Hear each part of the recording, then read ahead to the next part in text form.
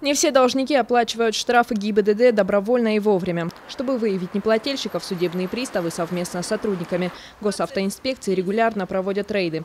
Одна из таких проверок сегодня прошла во Владикавказе.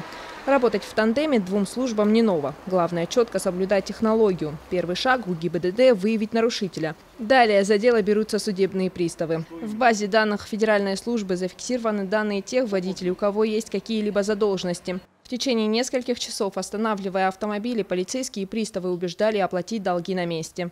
Управлением Федеральной службы судебных приставов совместно с сотрудниками ГИБДД проводятся рейдовые мероприятия по выявлению лиц, злостно уклоняющихся от оплаты административных штрафов за нарушение правил дорожного движения. На настоящее время было задержано 30 правонарушителей, имеющих задолженность свыше 30 тысяч рублей. Правонарушителям были выданы письменные предупреждения о том, что им необходимо до завтрашнего дня погасить задолженность по штрафам.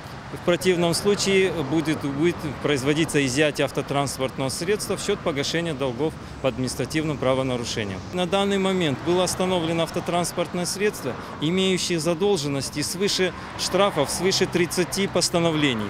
Данное транспортное средство задержано и в настоящее время совместно с ООО «Securi Invest» припровождается на место временного хранения. Дальнейшее передвижение автолюбителя возможно лишь в общественном транспорте. Кроме долга, придется заплатить и за услуги эвакуатора. Поэтому неоплаченный в срок штраф, пусть даже в размере 500 рублей, может обернуться куда большими финансовыми расходами. Земфира Лулаева, Яна Гайгиева, Алан Гасанов, Осетия ТВ.